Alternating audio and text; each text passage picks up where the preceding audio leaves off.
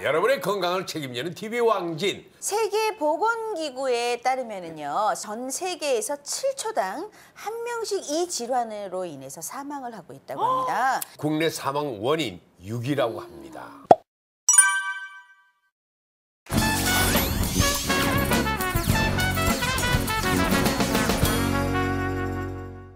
TV 왕진 오늘의 주제 지금 바로 공개합니다.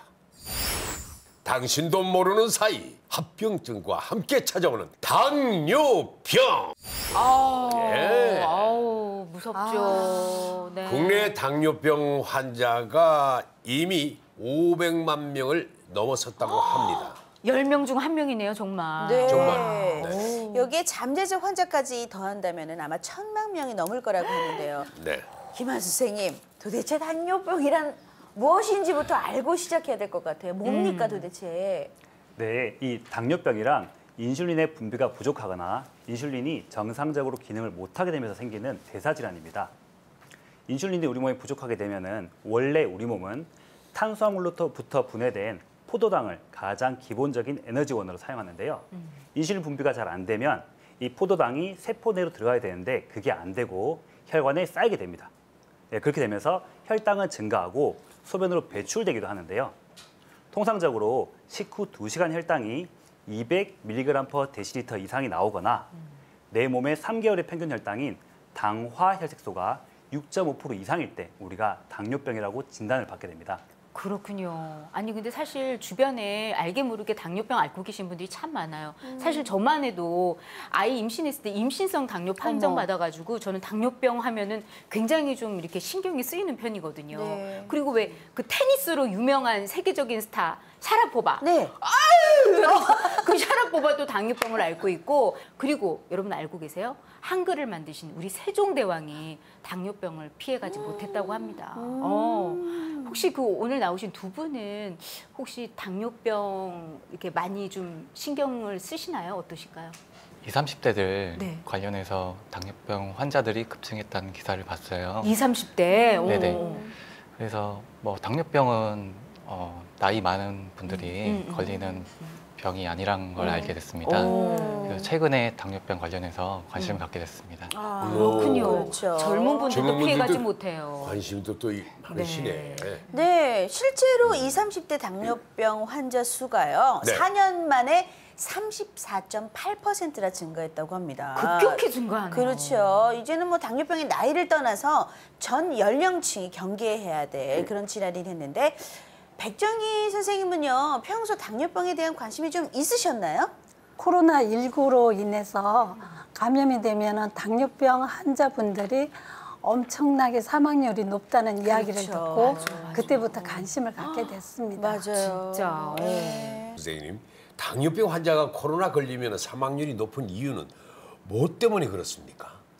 네, 조사에 따르면 코로나19 사망자 중 한 명당 평균 3개의 기저질환이 있는 것으로 밝혀졌는데요. 그중 절반은 당뇨병이 있었던 것으로 알려져 있습니다. 당뇨병 환자들이 왜 코로나19 사망률이 높은가 하면 일단 당뇨 환자들은 비교적 그 연령대가 높으시고 그다음에 연령이 높으시다 보니까 기저질환들이 많이 있으시거든요. 고혈압이라든지 다른 뭐 간질환 같은 것이 있으시고 또 당뇨 환자들은 혈당이 높아지면 그만큼 염증이 생길 확률이 높기 때문에 코로나19에 취약하다고 볼 수 있습니다. 그렇군요. 김한수 선생님, 네. 그러면 도대체 이 당뇨병은 왜 생기는 건가요? 예. 우리가 당뇨병의 원인 이야기할 때 일반적으로 말하는 유전적인 요인이 있고요. 자, 그리고 뭐 비만이나 뭐 체중의 증가, 그다음에 뭐 운동의 부족, 뭐 스트레스나 뭐 이런 부분들을 포함해 가지고 환경적 요인이 같이 복합적으로 작용한다고 이야기를 합니다. 그래서 이 두 가지가 같이 작용하긴 하는데 사람마다 그 개인 편차가 굉장히 다양하고요. 자, 그리고 양쪽 부분이 모두 당뇨가 있는 경우에는 자녀가 당뇨가 걸릴 확률이 30% 정도, 그리고 한쪽만 갖고 계신 경우는 15% 정도로 나타난다고 보고되고 있습니다. 그래서 이런 것들이 있고, 또 65세 이상의 연령에서는 당뇨병 발병 비율이 2배 이상 높아진다고 보고되었습니다. 그렇군요. 국내 30세 이상 성인 7명 중 1명이 당뇨병을 앓고 있는데 이게 세계 평균의 2배가 넘는다고 하더라고요. 김미정 선생님, 국내에 유독 당뇨병 환자가 많은 특별한 이유라도 있나요?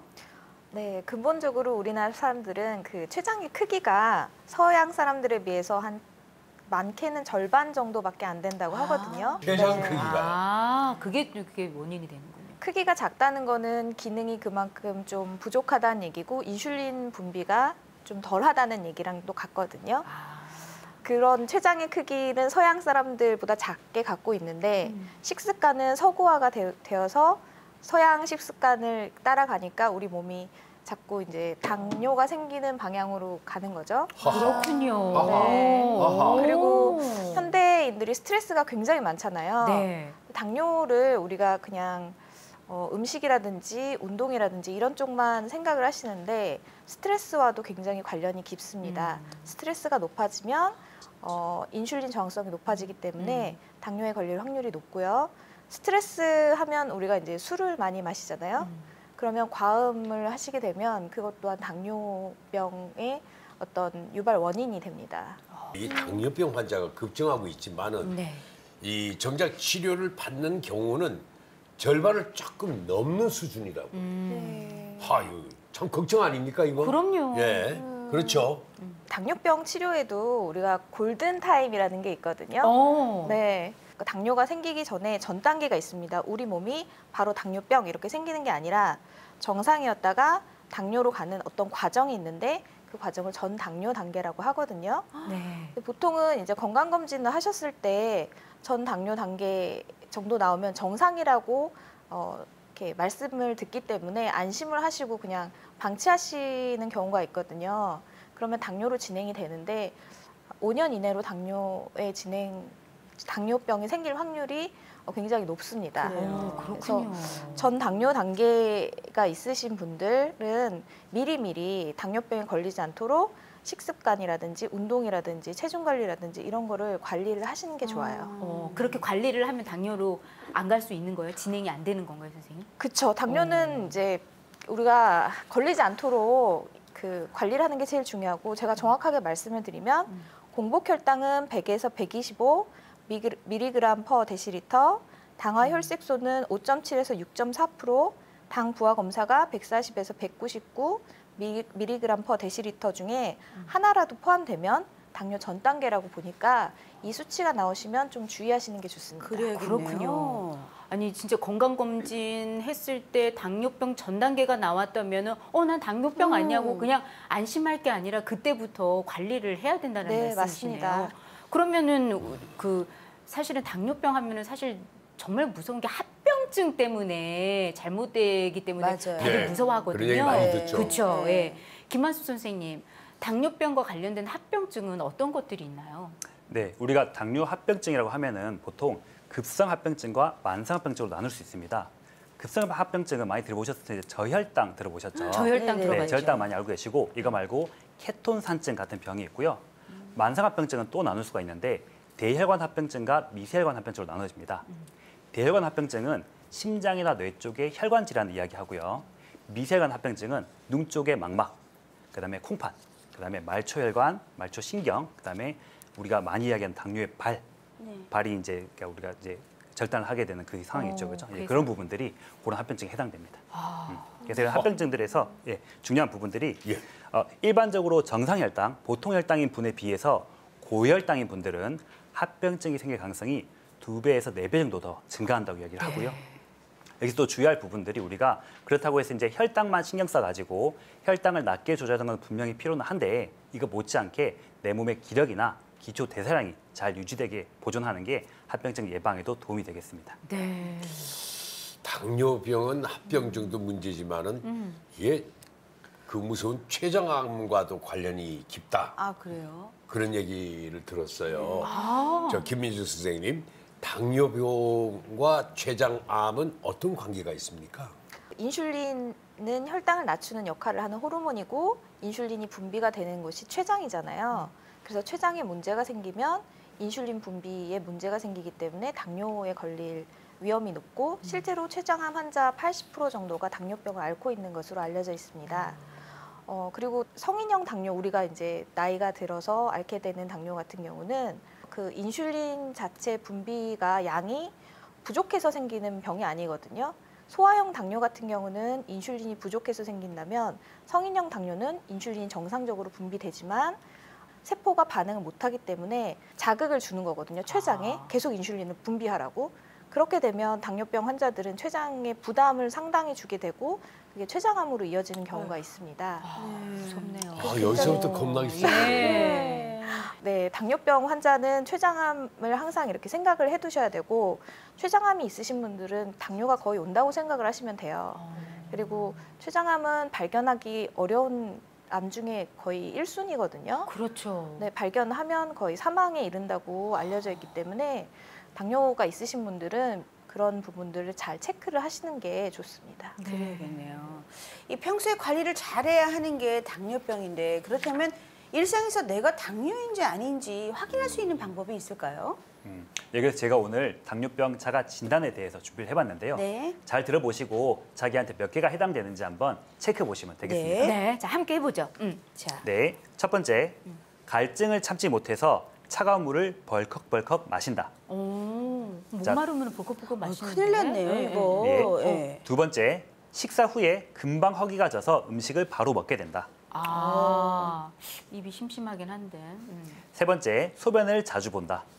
이게 일에 하루에 몇 회 정도를 얘기하는 거예요? 사실은 이 부분들은 하루에 몇 번 이상이라기보다는 진짜로 사회생활이 힘들 정도로 그 정도로. 정말 어디 외출을 못 하시는 이런 정도로 이야기하긴 하거든요. 너무 잦은 빈뇨. 오늘이 최악의 날이 될 것 같은데요. 오호. 이걸 어떻게 하면 좋죠? 네. 네, 또 다음이요. 네, 네 번째, 갑자기 체중이 줄고 허벅지 살이 빠진다. 허벅지 살이 빠진다. 다섯 번째, 부모님 중에 당뇨병에 걸린 사람이 있다. 여섯 번째, 쉽게 지치고 무기력해진다. 그리고 일곱 번째, 손발이 찌릿찌릿 자주 저린다. 자주라는 저린다, 건 자주. 횟수가 있습니까? 업무나 어떤 상황 따라서 저린 것도 있고요. 그다음에 특히 당뇨병 환자들 중에서 식사 후에 저린 증상이 또 유독 나타나는 이런 분들이 있거든요. 식사 후에요. 네, 식사 후 혈당이 그게 높아지니까 당뇨. 그 반응이 바로 나타나는 분들이 있습니다. 이거는 혈당이 그러면 높아질 잘 때 찌릿찌릿하군요. 그리고 그랬고요. 마지막 여덟 번째, 네. 복부 비만이 있다. 복부 비만은 뭐 다 있는 거 오늘은- 아닙니까? 예. 자, 그러면 네. 김민희 씨는 몇 개? 저부터 말씀드릴까요? 저는 하나 빼고 다 해요. 하나 빼고 다요? 네. 그래서 제가 잠깐 중간에 일을 한번 쉬려고 생각을 했었던 게 저한테 지금 이 증상이 다 있기 때문에 한번 체크를 하고 다시 일을 하려고 했는데 지금 이 자리에 앉아 있거든요. 8개 중에 지금 7개가 해당 네, 사항이시라는 거예요? 사실은 병원 진료실에 있는 거예요? 그러니까요. 저는 정말 다 합니다. 예. 좀 근데 심각한 것 같은데 우리 선배님, 허창 저는 선생님 하나도 없어요. 너무 하나도 없으세요? 네. 야 진짜 복부 건강하시- 비만은 이제 지금 아니 뭐 연세에 이게 비해서는 정말 없어요. 예, 너무 날씬하신 관리 편이시죠. 잘하셨어요. 계산적으로는 이 중에서 두 가지 이상이 해당되면은 우리가 당뇨병을 일단 의심해 볼 수 있습니다. 두 두 가지 가지요. 이상만 돼도요?